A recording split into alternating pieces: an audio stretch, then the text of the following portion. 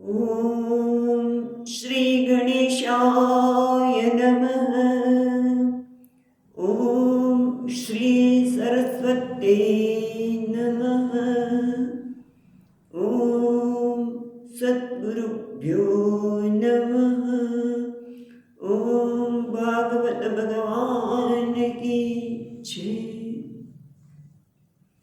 नमः श्री परमहंस स्वादित चरण कमल चिन्ह मकरंदाय भक्तजन मानस निवासाय श्री रामचंद्राय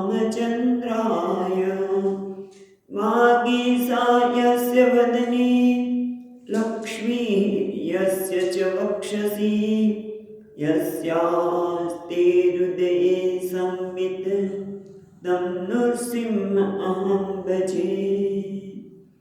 सच्चिदानन्दरूपाय विश्वोत्पत्त्यादिहेतवे तापत्रयविनाशाय श्रीकृष्णाय वयं नमः। नारायणं नमस्कृत्यं नरं चैव नरोत्तमं देवीं सरस्वतीं व्यासं ततो जयमुदीरयेत्। श्रीकृष्णाय वासुदेवाय हरये परमात्मने प्रणतक्लेशनाशाय गोविन्दाय नमो नमः। यं प्रवचन्तमनुपेत्य अपेतकृत्यं वैपायनो विहरकातर आजुहाव पुत्रेति तन्मयतया तरवो विनेन्दुः तं सर्वभूतहृदयं मुनिमानतोऽस्मि। जन्माद्यस्य यतोऽन्वयादितरतश्चार्थेष्वभिघ्नस्वराट् तेने ब्रह्महृदाय आदिकवये मुह्यन्ति सूरयः तेजो वारिमृदां यथा विनिमयो यत्र त्रिसर्गो मृषा धाम्नां स्वेन सदा निरस्तकुहकं सत्यं परं धीमहि। नमो भगवते तुभ्यं वासुदेवाय धीमहि प्रद्युम्नाय निरुद्धाय नमः संकर्षणाय च। તો આપણે હવે ત્રીજા સ્કંદના 9મા અધ્યાયમાં પ્રવેશ કર્યો છે અને એમાં આપણે જોઈએ પ્રમાણે 8મા અધ્યાયમાં બ્રહ્માજીએ જ્યારે અંતર્મુખ બન્યા, જ્યાં સુધી બહિર્મુખ હતા ત્યાં સુધી ખબર ન પડી કે હું કોણ છું, મારું શું પ્રયોજન છે એ કંઈ જ ખબર ન પડી. પણ અંતર્મુખ બન્યા અને ભગવાનના દર્શન કર્યા. એ દિવ્ય દર્શનની વાત આપણે 8મા અધ્યાયમાં જોયું કે ભગવાનનું રૂપ, તો કે એનું રૂપ માધુર્ય, રૂપ એવું છે કે જે બીજા કોઈ પણ રૂપની સરખામણી કરો ને એ રૂપનો તિરસ્કાર કરે એવું ભગવાનનું રૂપ, એનું સામર્થ્ય, એ બધી દર્શન કર્યા પછી બ્રહ્માજી હવે ભગવાનની સ્તુતિ કરે છે. સ્તુતિ તો કરે જ છે પણ એ દ્વારા આપણને બધાને પણ કંઈક ઉપદેશ પણ આપે છે. તો પહેલાં આપણે 4 શ્લોક સુધી જોયું છે, 4 કે 5 આપણે જોઈએ ક્યાં સુધી જોયું છે. પણ પહેલાં તો કહે છે કે હે ભગવાન, આજે જ મેં તમને જાણ્યા, અત્યાર સુધી આપણે જાણતો નહોતો, પણ દેહ ભાજા અતિ અબદ્યમ, પણ જે દેહધારી છે, શરીરધારી છે, એ લોકોનો મહાન દોષ છે. કયો દોષ છે? કે એ આપના તત્વને દેહ ધારણ કરવા છતાં પણ આપના તત્વને જાણતા નથી. અને એના માટે ભગવદ્ ગીતામાં શું કહ્યું? ભગવદ્ ગીતામાં કૃપણ શબ્દ વાપર્યો, ઉપનિષદ નામ તો વાપર્યો છે કૃપણ શબ્દ. પણ એ અક્ષરમ વિદિત્વા અસ્માત લોકાત પ્રેતિ સકૃપણ. એ જ વસ્તુને અહીંયા અવદ્યમ કીધું કે એનો દોષ છે કે એ આપણા તત્વને જાણતા નથી. આપણા છે કશું છે જ નહીં. કદાચ જો કે બીજું દેખાતું હોય તો માયાના ગુણોના લીધે છે. અનેક રૂપે આપ પ્રતીત થાવ છો, પણ ખરેખર આપ અનેક રૂપે પ્રતીત થાવ છો, પણ આપ તો ખરેખર એક જ છે. અને એટલા માટે એમણે વાત કરી કે તમારું ચિત્ત શક્તિ એટલે જ્ઞાન સ્વરૂપ જે સદા પ્રકાશિત છે, એટલે અજ્ઞાન તો આપણી પાસે ફરકે પણ નહીં. અને છતાં આપે ભક્તો પર અનુગ્રહ કરવા માટે આપના નાભિરૂપી કમળમાંથી, નાભિરૂપી સરોવર એમાં પેલું કમળ ને એમાંથી મને પ્રગટ કર્યો. એ આ જે આપણું રૂપ છે ને, એ તો આપણે ભક્તો પર પ્રગટ કૃપા કરવા માટે ધ્યાન કરી શકે ભક્તો. કારણ કે આ તો જે ચૈતન્ય સ્વરૂપ છો, જેનો કોઈ આકાર નથી, તો ભક્તો ધ્યાન કેવી રીતે કરે? એટલે ભક્તો પર કૃપા કરવા માટે આ પ્રથમ તમે પ્રગટ કર્યો. અને પછી આવા અનેક આ એક જે પ્રથમ પ્રગટ કર્યું છે રૂપ, એ જ અનેક અવતારનું મૂળ કારણ છે. એવી પ્રાર્થના કર્યા પછી એમણે કહ્યું કે હે પરમાત્મા, હે પરમ, આપનું જે અખંડ તેજોમય રૂપ છે ને, જેમાં કોઈ પ્રકારનો ભેદ નથી. અને ભેદ ન હોય ત્યાં આનંદ હોય. એટલે ભેદ નથી માટે આનંદ સ્વરૂપ છો. એના સિવાય બીજું કશું જ જોતો નથી. અને આથી આપના સ્વરૂપનો હું આશ્રય લઉં છું.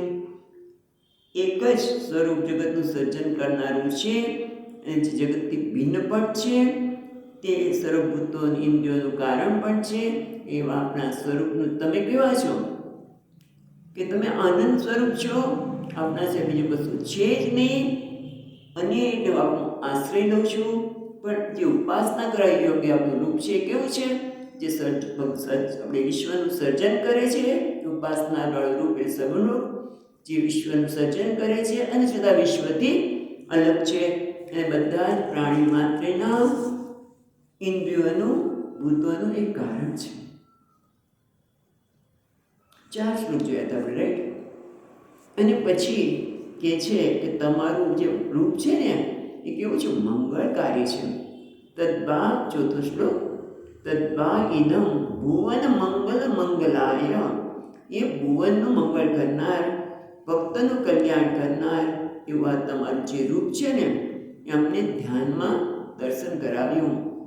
તે ભગવાન નિરંતર એવા પરમાત્માને નમસ્કાર કરીએ છીએ, પણ જે નિર્ઈશ્વરવાદી છે, વેદને માને છે એટલે, પણ એ નિર્ઈશ્વરવાદી છે, જે ઈશ્વરનો સ્વીકાર કરતા જ નથી. ઈશ્વર જેવી કોઈ વસ્તુ જ નથી. એ તો કેવા છે? એ તો એક તો અભાગ્યા છે, અને બીજું એ નર્કગામી. એ નર્કના ગામી બને છે. નર્ક માટે એ પોતાની તૈયારી કરે છે, જે આપણા સ્વરૂપનો અનાદર કરે છે, સગુણ સ્વરૂપનો. અને ઘણા લોકો બંને પ્રકારે આપણે બે વખતે વાત કરી હતી કે કોઈ એમ કે સગુણ રૂપ જ છે, નિર્ગુણ જેવી વસ્તુ જ નથી. તો કોઈ કે નિર્ગુણ જ છે. જે નિર્ગુણ જ માને છે તો નર્કનો ગામી બને છે, અને સગુણ જ માને છે તો પરમાત્માના ઉત્તમ રૂપથી વંચિત રહી જાય છે, પોતાનાથી જ વંચિત રહી જાય છે. એ બંનેનો સ્વીકાર આપણે વાત કરીએ થવો જોઈએ. હવે આગળ કે છે 5મા શ્લોકમાં, એતો ત્વદીય ચરણાંબુજ કોશગંધમ ચિક્રંતિ કર્ણવિવરેષુ દિવાતનીતમ ભક્ત્યા ગૃહીત ચરણ પરયા ચ તેષાં નાપૈષિનાથ હૃદયાંબુરુહાસ પુંસામ. કે છે હે નાથ, તો નરકગામી છીએ, પણ આ બીજા કેવા છે? તો કે છે બીજી રીતમાં જો, એ પેલી ત્રીજો એ તુ ત્વદીય ચરણાંબુજ કોશગંધમ ચિગ્રંતી કર્ણવિવરૈઃ શ્રુતિવાતનેતમ. શ્રુતિ એટલે શાસ્ત્ર, વેદરૂપી પવન, વાત એટલે પવન, એનાથી લાવેલા. શું કહે છે? પવન શું કરે? કોઈ આપણે ફૂલના બગીચો હોય તો એનાથી જ્યારે પસાર થાય તો શું લાવે? સુગંધ. એમ આ શાસ્ત્રરૂપી પવન છે એ લઈને આવે છે શું? કોશગંધ. કઈ ગંધ લાવે છે? તમારા ચરણ રૂપી કમળ, ત્વદીય ચરણાંબુજ કોશગંધમ, એટલે ચરણરૂપી કમળથી કળીમાંથી જે સુગંધ છે એ લઈને કોણ આવે છે? શાસ્ત્ર. શાસ્ત્રરૂપી વાયુ એ આ ગંધને લાવે છે. અને ગંધને સુગંધ ક્યાં કરવાની? નાકથી જ આવે ને. પણ અહીંયા કે છે એને કર્ણવિવરૈઃ, કર્ણરૂપી વિવર, કાનરૂપી જે આપણું સંપુટ છે, કર્ણપુટ, કર્ણવિવર એટલે કર્ણપુટ દ્વારા જીગ્રંતી સૂંઘે છે. એટલે આ ગંધ કેવી છે? નાક દ્વારા સૂંઘવાની નથી, પણ કર્ણ દ્વારા એને પ્રાપ્ત કરવાની છે. કઈ? જે ભગવાનના ચરણરૂપી કમળરૂપી જે ગંધ છે એનો આસ્વાદ કર્ણપુટ દ્વારા આ ભક્તો લે છે. અને એના કારણે શું થાય છે? જ્યારે ભગવાનના ગુણાનુવાદ વેદમાં જે છે એને સાંભળે છે ત્યારે એને શું થાય છે? ભક્ત્યા ગૃહિત ચરણ પરયા ચ તેષામ. અને એના કારણે આ લોકો તમારા ચરણ કમળને ભક્ત્યા, ભક્તિપૂર્વક, પ્રેમપૂર્વક, અને ભગવાનનું સ્વરૂપ જ એવું છે. શાસ્ત્ર પાઠ કરે તો પછી એના ચરણની શરણ લીધા વગર જવું ક્યાં? જેમ સુંદરકાંડમાં શિવજી કહે છે મા પાર્વતીને કે માં એમનું આવું સ્વરૂપ જાણ્યા પછી જે ઉદાર છે, જે અમાનીને માન, પોતે માન નથી માંગતા પણ બીજાને માન આપે છે. કોને? હનુમાનજી મહારાજને. હું તારો ઋણ કેવી રીતે થઈશ? એટલે તમે તો વિદ્યા આપી હતી, તમને ખબર હતી કે હનુમાનજી જ કામ કરવાના છે, હા, અને છતાં કહે છે કે હું ઋણ કેવી રીતે થઈશ? અને વિભીષણને સગું છે દીન રઘુનાથ.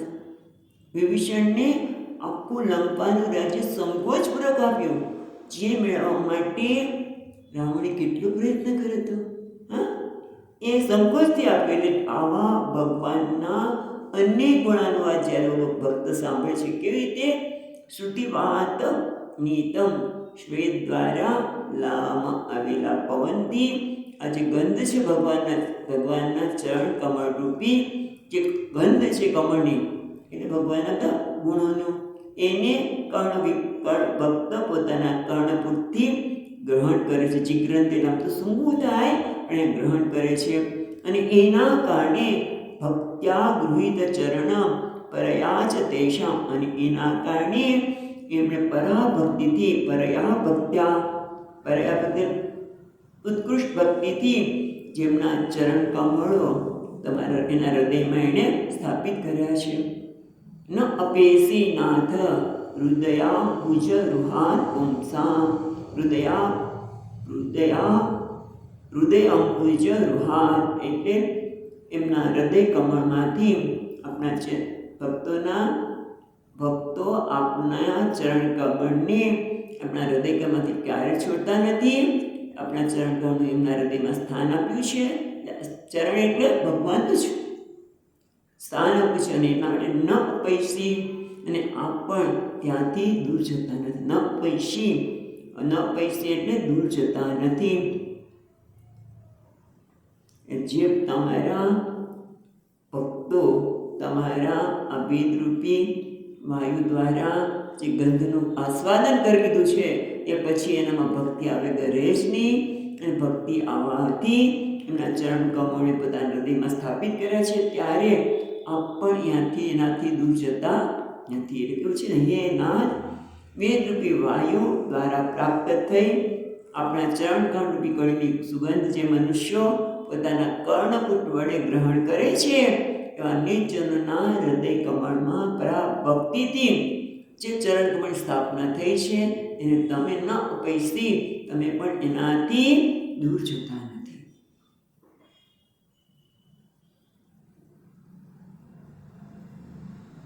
અહીંયા ટીકાકાર ચેતી ચ ઇતિ એટલે કે જે તે ભક્તો આપના ચરણ કમળને ક્યારેય છોડતા નથી તેમ આપ પણ તેના હૃદયને ક્યારેય છોડીને જતા નથી. એટલે દ્રષ્ટાંત આપ્યું, જેમ તે લોકો તમને છોડતા નથી એમ તમે પણ એને છોડતા નથી. ચકાર એ દ્રષ્ટાંત માટે છે. એવું ક્યાં ચકાર છે? ભક્ત્યા ગૃહિત ચરણ પરયા ચ તેષામ. ચ છે એ દ્રષ્ટાંત માટે કે જેમ ભક્તો છોડતા નથી તેમ તમે પણ ભક્તોને છોડતા નથી. હવે આગળ કે છે આવા ભગવાન એમના ચરણ ભગવાન ભક્તના હૃદયમાં નિત્ય પ્રકાશી રહ્યા છે, હંમેશા રહે છે. એટલે કે હૃદય નિત્ય પ્રકાશતે ઇત્યર્થ. તમે જતા નથી એટલે શું? કે તમે ભગવાન ભક્તના હૃદયમાં હંમેશા રહેલા છો, નિત્ય પ્રકાશો છો. એટલે શું એ કહે છે. અને નિત્ય પ્રકાશે છે તો શું થાય છે? પણ એ જુદી રીતે કહે છે. ભગવાન ભક્તના હૃદયમાં નિત્ય પ્રકાશ એટલે હંમેશા રહેલા છે, પણ એને કહેવાની રીત જુદી છે. શું કહે છે? કે જે ભગવાનના ચરણ કમળને હૃદયમાં સ્થાપિત નથી કરતા એ લોકોની કેવી સ્થિતિ હોય છે એ દ્વારા કહે છે. તો છઠ્ઠો શ્લોક, તાવદ્ભયં દ્રવિણગે સુરન્નિમિત્તં શોકસ્પૃહા પરિભવો વિપુલશ્ચ લોભઃ તાવન્મમિત્ય સતવગ્રહ આર્તિમૂલં યાવન્ન તે ગ્રીમભયં પ્રવૃણીત લોકઃ. એટલે કે છે તાવત ભયમ એ પરમાત્મા તાવત ત્યાં સુધી જ ભય રહેલો છે.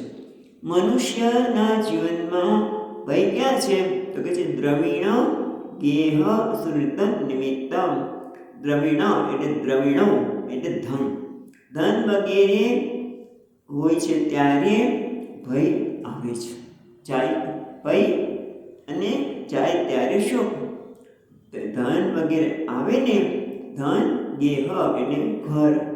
મનુષ્યના જીવનમાં ધન, ઘર, સ્વજનો, સુરત એટલે સ્વજનો, એના નિમિત્તે હંમેશા થોડો થોડો ભય રહેતો જ હોય છે.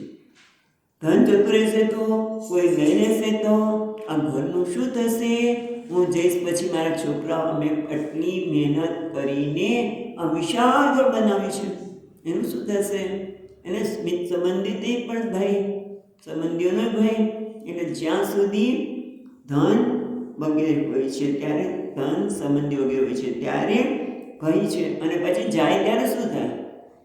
સંબંધીઓ કોઈ જતા રહે તો દુઃખ, શોક થાય. બરાબર? ધન જતું રહે તો દુઃખ થાય. ઘરમાં કંઈ મુશ્કેલી પડી તો દુઃખ થાય, એટલે શોક. એટલે કહે છે તાવત ભયમ, ક્યાં સુધી ભય છે? ક્યાં? દ્રવિણ ગેહ સુરન નિમિત્તમ. અને નિમિત્તમ શોક. અને એના કારણે જ્યારે જતું રહે ત્યારે શોક થાય છે.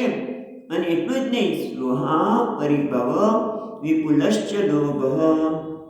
અને એટલું જ નહીં, ફરીવાર સ્પૃહા એક સ્પર્ધા જાગે છે. અને એટલું જ નહીં, વિપુલ લોભ, વિપુલશ્ચ લોભ. એક માણસના જીવનમાં આ ધન, ઘર એ બધું શું કરે છે? લોભ જન્માવે છે. અને ઓછું નહીં, વિપુલ. વિપુલ કેમ કહે છે? કારણ કે લોભ તો કેવો છે? તુલસીદાસજી મહારાજ કહે છે લોભ તો સાગર જેવો છે, અફાટ છે. લોભને કોઈ સીમા નથી. તમે ગમે તેટલું આપો બસ જોઈએ છે, હજુ ભેગું કરું, હજુ ભેગું કરું. આપણે વાર્તા સાંભળી હતી ને, પેલા શેઠ ના મંત્રીને પૂછે છે કે જુઓ તો ખરા આપણી પાસે કેટલું ધન છે. તો કે શેઠજી 7 પેઢી સુધી ખૂટે નહીં એટલું છે. તો રડો મહિના. કેમ? તો 8મી પેઢીનું શું થશે? 8મી પેઢીનું શું થશે? એટલે આ લોભ આવો છે. એટલે લોભ વિપુલશ્ચ અને સ્પૃહા અને પરિભવ. એટલે સ્પૃહા એટલે તૃષ્ણા, લોભ અને તૃષ્ણા અને પરિભવ, એનાથી પરિભવ થાય, એના પર એનો અસર થાય છે, દૈન્ય લાવે છે, પરિભવ એટલે દૈન્ય લાવે છે. અને પછી શું કહે છે? તાવન મમ ઇતિ અસદ્ગ્રહ આરતિ મૂલમ. અને જ્યાં સુધી ભય છે, સ્પૃહા છે, શોક છે, અને ત્યાં સુધી આપણે રહેવાનું શું? મમ ઇતિ અસદ અવગ્રહ આરતિ મૂલમ. અને મનુષ્યને વિચાર જ કરતો નથી. તું જન્મ્યો ત્યારે તારી પાસે શું હતું? કંઈ નહોતું આપણી પાસે, કપડાં નથી, કશું જ નહીં. અને હવે આ બધું મારું છે, મારું છે, મમ આ મારું છે.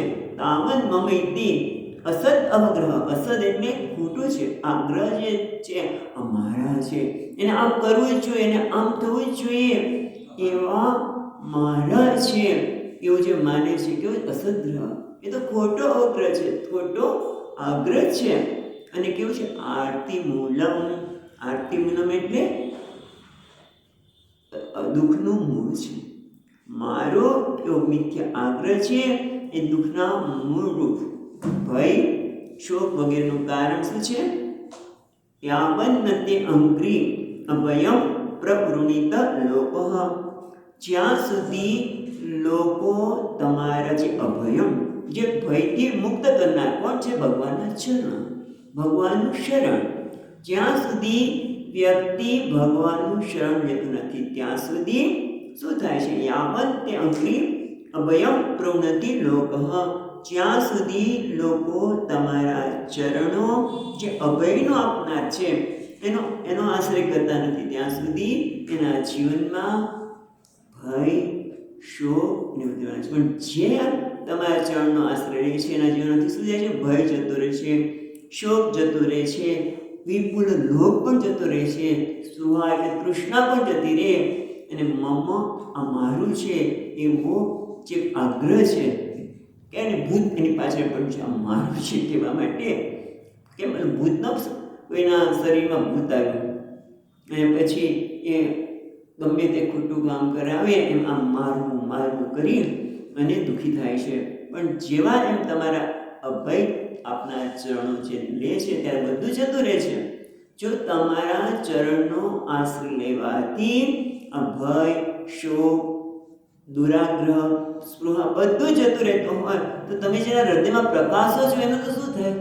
આ કહેવાની પાછળનું શું છે? આગળના શ્લોકમાં કહ્યું ને કે ભગવાન તમે એના હૃદયમાં પ્રકાશો છો, કારણ કે એને વેદરૂપી જે વાયુ છે એના દ્વારા આપણા ચરણ કમળની ગંધને સૂંઘી છે નહીં, સૂંઘવાથી નાખતી પણ કર્ણપુરથી એણે ગ્રહણ કરી છે.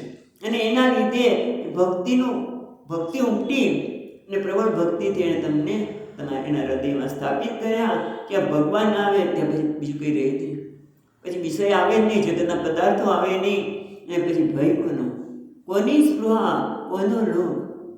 અને એટલે આવતું તો જાય છે, પણ તમે જેના હૃદયમાં હંમેશા પ્રકાશો છો એમ તો શું થાય? એની વાત કરતા પછી આગળ કે છે. એટલે આગળ આપણે શું જે નિષ્કામ છે પણ ઈશ્વરને માનતા નથી એ નરકના ગામી થાય છે. ચોથા શ્લોકમાં કીધું હતું. હવે આપણે ત્રીજા સ્કંદના 9મા અધ્યાયના 7મા શ્લોકમાં આવ્યા કે જે નિષ્કામ છે નરક ભાગી છે. તો સકામ હોયનું શું થાય? સકામ વ્યક્તિનું શું થાય? એ 7મા શ્લોકમાં કહે છે કે સકામ વ્યક્તિ કેવી છે અને એના માટે કહે છે 7મો શ્લોક. દૈવેન તે હતધિયો ભવતઃ પ્રસંગાત સર્વાશુભોપશમનાત વિમુખેન્દ્રિયે કુર્વન્તિ કામ સુખલેશલવાય દીના લોભી ભૂતમનસો કુશલાનિ શશ્વત લોભાભિભૂત મનસો કુશલાનિ શશ્વત. એટલે હવે એવી વ્યક્તિની વાત કરે છે. તો પહેલા જો દૈવેન તે હતધિયઃ ભવત પ્રસંગાત, બટ એ પહેલાનો છે સર્વા શુભ ઉપશમાત વિમુખ ઇન્દ્રિયા. પેલી બીજી લીટી છે એને પહેલા જોઈએ તો સર્વાશુ સર્વાસુ ભૂપ છે ને, સર્વાશુ નહીં પણ સર્વાશુભ ઉપશમાત વિમુખ ઇન્દ્રિયા. એટલે સર્વા એટલે શું? સર્વાણામ બધા જ, અશુભાનામ ઉપશમનાય બધા જ પ્રકારના અશુભનો ઉપશમન નાશ કરવા માટે શું થવું જોઈએ? પેલી લીટીમાં ભવત પ્રસંગાત મળ્યું. ભવત પ્રસંગાત એટલે તમારા, ભવત એટલે આપના, તવ પ્રસંગાત. પ્રસંગાત એટલે શું? પ્રસંગ એટલે અહીંયા શ્રવણ કીર્તન આદિ રૂપાત. પ્રસંગ એટલે આમ તો આ પ્રસંગ છે. કયો પ્રસંગ છે? શ્રવણ, મનન, કીર્તન, ભગવાનની સેવા વગેરે જે એને પ્રસંગ કયો. એટલે કે છે બધા અશુભોને દૂર કરનારી એવું આપના શ્રવણ, મનન વગેરે પ્રસંગની વાત કરી એ છે. પણ થાય છે શું? વિમુખ ઇન્દ્રિયા એ કુર્વંતી. પહેલી લીટીમાં દૈવ હતેન દિયાહા એ આપણે છેલ્લે જોઈએ છીએ.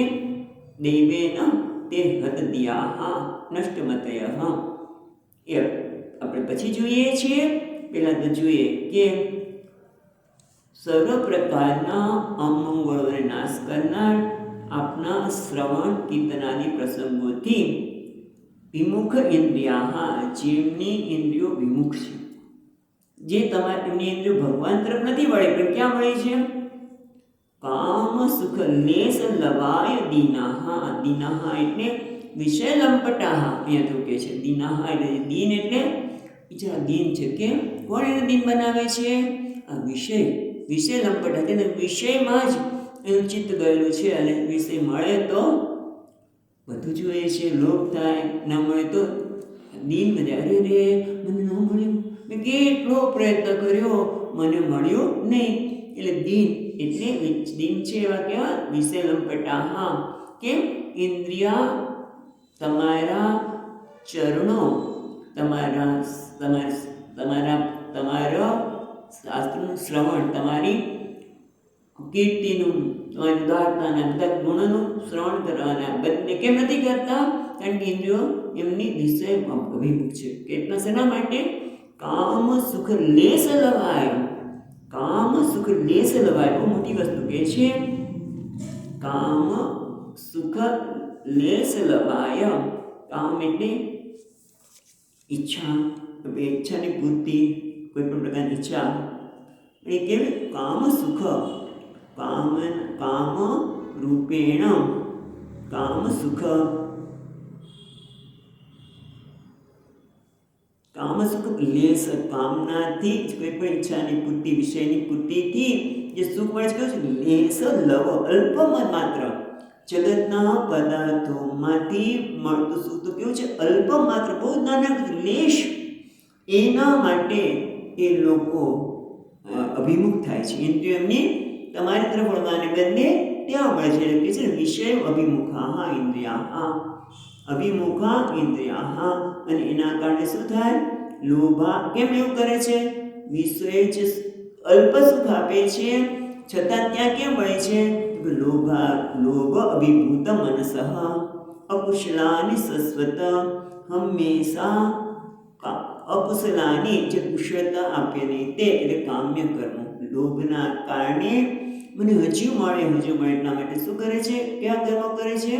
કામ્ય કર્મ. કામનાની પૂર્તિ માટે. કામના કેમ છે? એને થાય છે સુખ મળશે, પણ કે જે વિષયનું સુખ કેવું છે? લવ, અલ્પ માત્ર છે. અને કેમ અલ્પ માત્ર છે છતાં જાય છે? કારણ કે એના મનમાં એક નિર્ણય થઈ ગયો છે. શું? કે આ વિષય મને સુખ આપશે. એ જાણતો નથી કે વિષય સુખ આપતો હોય તો બધાને આપવો જોઈએ ને, બધાને આપતોય નથી. અને શું કેવું છે? લવ, લેશ, બહુ જ અલ્પ છે પણ એના માટે ખૂબ પ્રયત્ન કરે છે. દિન રાત એની પાછળ વિષય લંપટા. હા, વિષયની પાછળ જાય છે. એટલે કે છે અકુશલા અને સસ્વત. સસ્વત એટલે હંમેશા એની પાછળ. કામ્ય અકુશલાની એટલે અકુશળ. અહીંયા અકુશળ અર્થ કરે છે કામ્ય કર્માણી. કામ્ય કર્મ કેમ કરે છે કે લોભથી અભિભૂત મન છે, એનું મન લોભથી અભિભૂત છે, એના માટે દીન બની ગયો છે, વિષય લંપટ છે, એટલે કામ્ય કર્મો નિત્ય કરી રહે છે કે એક શેના માટે? ડબલ દુઃખ, એક અલ્પ સુખ માટે. મને ખબર નથી કે ભગવાનના ચરણ સુખ તો શાશ્વત છે, પણ બિચારા જો તો ખરા એ લોકો વિષયની પાછળ દોડે છે. કેમ દોડે છે? પછી આગળ કે લીટીમાં દૈવેન તે હતદ્યાહ, એ દુર્દૈવ એટલે એના દુર્ભાગ્યને લીધે હતદ્યાહ એ બુદ્ધિ હણાઈ ગઈ છે. બુદ્ધિ હણાઈ ગઈ છે માટે જ આ એની બુદ્ધિમાં સાચો વિચાર આવતો જ નથી. કામ્ય કર્મો પાછળ એ પોતાની જિંદગીની શાશ્વત હંમેશ પોતાની જિંદગી વેડવી લાગે છે, કારણ કે એના મનમાં એક તો દુર્ભાગ્ય છે, સાચો વિચાર આવતો નથી, કારણ કે લોભ એટલો બધો છે ને એના જીવનમાં, અને લોભના લીધે સાચો વિચાર આવતો જ નથી, અને ઇન્દ્રિયો બસ વિષય વિમુખ છે. અને એના લીધે તમારા ચરણો, તમારા શ્રવણ કીર્તન દ્વારા સર્વ અશુભનો નાશ થાય છે, એ તરફ વળી શકતા નથી. એટલે જો સ્તુતિ કરે છે બ્રહ્માજી, હા, પણ એ દ્વારા આપણે ઘણું બધું કહી જાય છે. આ છે સ્તુતિ બ્રહ્માજીની, કોને? ભગવાનને કરે છે.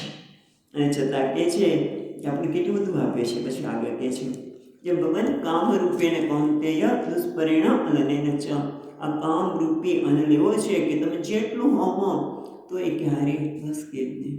એમ લોભ પણ એવો છે, અને એનાથી અભિભૂત મન છે, અને એટલી ઈશ્વર તરફ જાય છે, અને શ્રવણ કીર્તન છે બધા જ અશુભને નાશ કરાવે છે, એની તરફ એનું મન જતું નથી, કારણ કે કેવું દુર્ભાગ્ય છે લોકોનું, કેવા એનું દુર્ભાગ્ય છે. પછી આગળ કહે છે દુર્ભાગ્યના સંદર્ભમાં અમંગળ અકુશલમ એવ દર્શયતી, કે અકુશળ છે, અમંગળ છે, એ કેવું છે અમંગળ, એની વર્ણન 8મા શ્લોકમાં કહે છે. શુદ્રુદ્વિધાતુ વિરિમામુહૃદ્યમાનાઃ શીતોષ્ણવાતવર્ષૈ ઇતિરેતરાચ્છ કામાગ્નિનાચ્યુતરુષા ચ સુદુર્ભેરેણ સંપશ્યતો મન ઉરુક્રમસીદતે મે. એટલે બ્રહ્માજી હવે ખેદ વ્યક્ત કરે છે કે જો તો ખરા પ્રભુ, હે ઉરુક્રમા છે ને ચેરંટીમાં, સંપશ્યતો મન ઉરુક્રમ સિંદતી મે, હે ઉરુક્રમા જો તો ખરા મનુષ્યની સ્થિતિ કેવી છે? તો પેલી ટીમાં કહે છે ક્ષુત તૃપ્ત ત્રિધાતુ વિહિ ઇમાહા, ઇમાહા એટલે પ્રજાહા, ક્ષુત એટલે ક્ષુધા, તૃપ્ત એટલે તૃષા, તથા ત્રિધાતવશ્ચ ઇમાહા, ત્રિધાતુ એટલે 3 ધાતુ, કારણ કે આયુર્વેદિક પ્રમાણે આ શરીર છે એ 3 ધાતુનું બનેલું છે. કેવું? વાત, પિત્ત અને કફ. એટલે તથા વાત, પિત્ત અને કફ એ 3 ધાતુ દ્વારા શું છે? એટલું જ નહીં, ઇમાહ પ્રજા મુહુ અર્ધ્યમાના, મુહ એટલે વારંવાર, અર્ધ્યમાના પીડા, પીડ્યમાના એ પીડાઈ રહ્યા છે, વારંવાર પીડાય છે. શેનાથી? ક્ષુધા, તમે જો ભૂખ, અને ભૂખ કરાવે, શું કહે છે આપણે? ભૂખ હોય પેટ કરાવે છે, ઓકે, પેટ કરાવે છે, અને ભૂખ તો ખોટું કામે કરાવે. માણસને ખોટું કોઈની વસ્તુ લઈ લે, ચોરી કરી લે, પેટ કરાવે તો બરોબર છે, પણ સાથે સાથે ઘણા બધા પાપ કરાવે. એટલે ભૂખ, તરસ ના 3 વાયુ, અને એટલું જ નહીં, બીજી તેમાં કહે છે શીત ઉષ્ણ વાત વર્ષૈહિ, ઠંડી, ગરમી, બહુ વાયુ આવવો, વર્ષા આવી, એટલે કેટલા થયા? એક તો ભૂખ, તરસ અને 3 ધાતુઓ. એટલું જ નહીં, પાછા ઠંડી, ગરમી, વાયુ અને વર્ષા, અને પછી કહે છે ઇતરેતરાચ. ઇતરેતરાચ એટલે શું? જેમાં છે ને વર્ષૈહિ, વર્ષૈ રીતરેતરાચ, એ વર્ષૈહિ ઇતરેતરાચ. ઇતરેતરાચ એટલે શું? બીજા બધા, એટલે કોણ? પત્ની, પુત્ર, સંબંધીઓ બધા, એ પણ કે બળતામાં ગયો. મેં કંઈક વ્યવહારમાં તમે જુઓ, આમ તો બધા સંબંધો ખૂબ સરસ છે, એકબીજાને સહકાર આપે તો પરમાત્મા સુધી લઈ જાય, પણ એવું કોક જ કુટુંબ હશે જે એકબીજાને બધા સહકાર આપે. જો આપણે સાથે રહીશું, નહીં તો તમે જો કુટુંબમાં પણ એક પોતાનો અહંકાર સંતોષ હોય, દરેકના વિચાર જુદા હોય. પેલો કે આમ કરો, પેલો કે આમ કરો, તો કેવું થાય? ખેંચાખેંચ જ થાય. એટલે એટલા માટે અહીંયા કહે છે કે મોટા ભાગે આવું થતું. ઇતરેતરા ચ ભાર્યા પુત્રાદિ સંબંધિશ્ચ, આ બધાથી હજી મુહૂર્ત અર્ધ્યમાના પીડિટીમાં છે એ આપણે પછી જોઈએ છીએ. મુહુ એટલે વારંવાર, અર્ધ્યમાન અને પીડ્યમાના. હા, પણ એક લાગે છે કામાગ્નિના, અને પાછળ કામરૂપી અગ્નિ. કામ એની ઈચ્છારૂપી અગ્નિ છે. અને આપણે હમણાં જોયું એમ દુષ્પુરેણ અનનેન છે. કામરૂપેણ કૌંતેય દુષ્પુરેણ અનનેન છે. આ કામ તો કેવું છે? અગ્નિ સમાન છે. જેટલું હોમ એટલું હજી જોઈએ છે, હજી જોઈએ છે. ઈચ્છાની કોઈ પૂર્તિ થતી નથી. એટલે કામાગ્નિના, એ કામરૂપી અગ્નિના. અને એટલું જ નહીં, કામની પૂર્તિ ન થાય તો ક્રોધ આવે.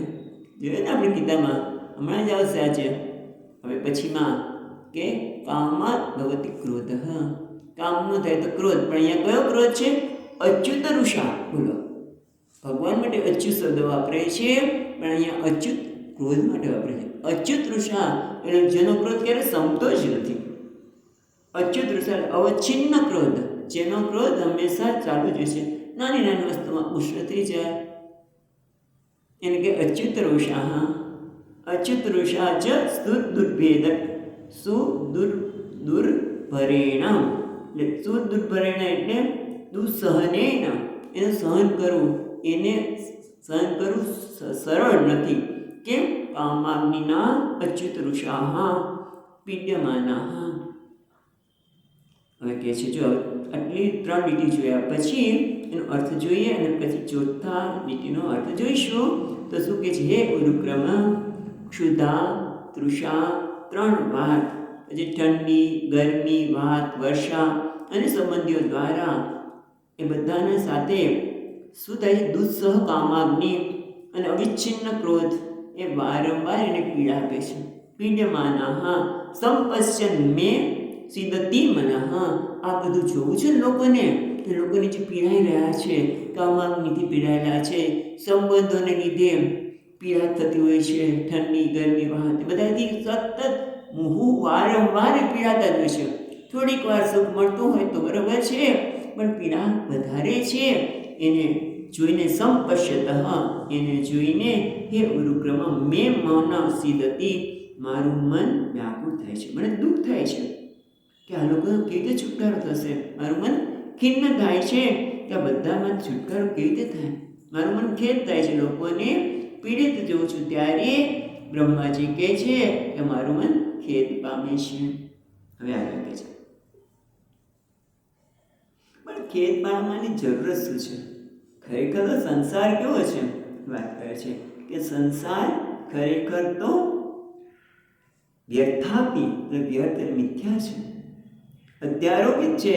પણ છતાં માણસને જ્યાં સુધી ખબર નથી ત્યાં સુધી તો દોડવાનું છે.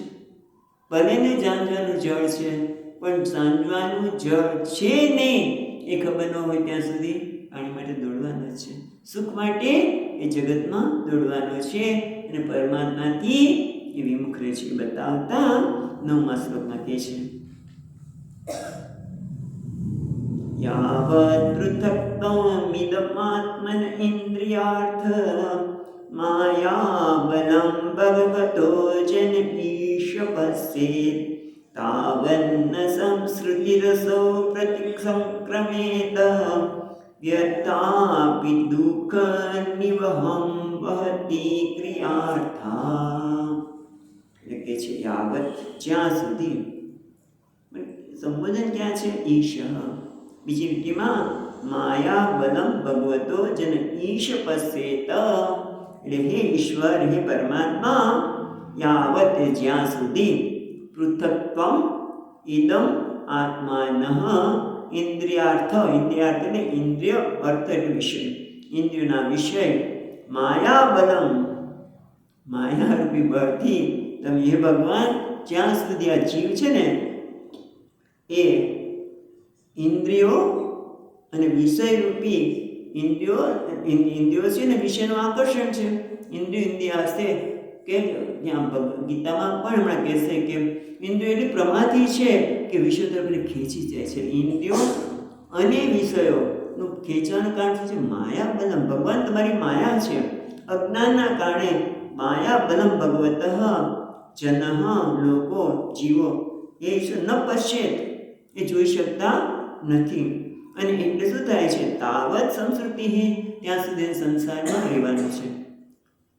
સંસ્કૃતિ અસૌ ન પ્રતિસંક્રમેત ન નિવર્તે.